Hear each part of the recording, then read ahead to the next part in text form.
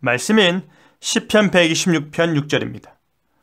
울며 씨를 뿌리러 나가는 자는 반드시 기쁨으로 그 곡식단을 가지고 돌아오리로다. 시편 126편은 성전으로 올라가는 노래 중 하나인데요. 특별히 시편 기자는 바벨론 포로의 상태에서 회복되는 기쁨을 노래하고 있습니다. 그는 애통의 눈물이 환희의 웃음으로 변화될 것을 기대하며 무엇을 노래하였는지 기쁨으로 거두리로다 라는 제목으로 말씀이 주는 교훈을 함께 나누겠습니다. 시편 기자는 5절에 말하기를 눈물을 흘리며 씨를 뿌리는 자는 기쁨으로 거두리로다 라고 합니다. 눈물을 흘리며 씨를 뿌리는 자라는 말은 단회적인 동작이 아니라 반복적이고 지속적인 동작임을 나타내 줍니다. 눈물을 흘린다라는 말은 울지 않고서는 그의 발걸음을 옮겨놓지 못하는 자라고 이해할 수도 있습니다. 이 일은 비록 너무 단조로우면서도 지속적으로 반복해야 하는 눈물이 날 정도로 고된 일임에도 불구하고 꾸준히 씨를 밭에 뿌리는 자를 묘사하고 있는 것입니다.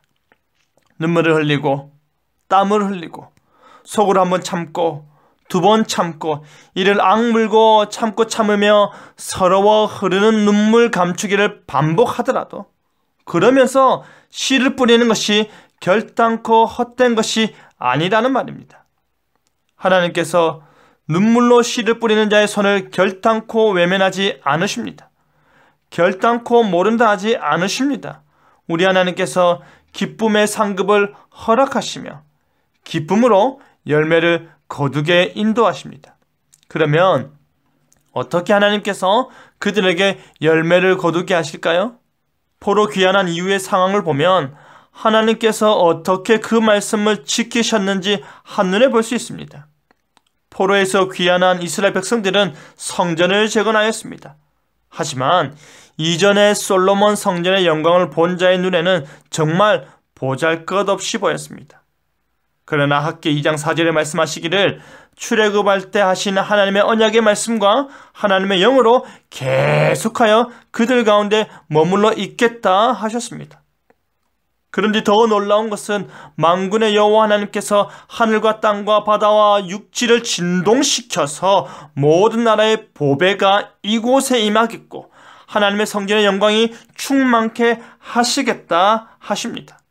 모든 나라의 보배가 성전에 이를 수 있는 이유는 바로 은도 하나님 것이요 금도 하나님 것이기 때문입니다. 그렇기 때문에 하나님께서 친히 말씀하시기를 이 성전의 나중 영광이 이전 영광보다 크리라 하셨던 것입니다. 외형상으로는 이전의 성전이 훨씬 영광스러워 보이지만 회복된 후의 성전이 하나님의 관점에서 더 영광스럽다라는 것이지요. 지금까지 황폐하고 열매 없고 모든 것이 텅 비었던 그들의 삶이 이제 학개 2장 19절의 말씀에 그러나 오늘부터는 내가 너에게 복을 주리라 라고 하셨습니다. 그렇기 때문에 시편 기자 역시 반드시 기쁨으로 그 곡식단을 가지고 돌아오리로다 라고 약속하는 것입니다. 여러분, 이스라엘 백성들의 바벨론 유수 자체가 눈물로 씨를 뿌리는 기간이었을 것입니다.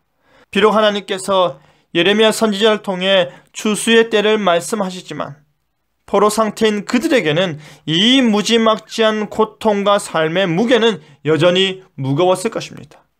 그럼에도 불구하고 추수의 희망을 상상하며 눈물로 씨를 뿌리는 것입니다. 풍성한 추수의 때는 씨 뿌림 없이 올 수가 없기 때문입니다.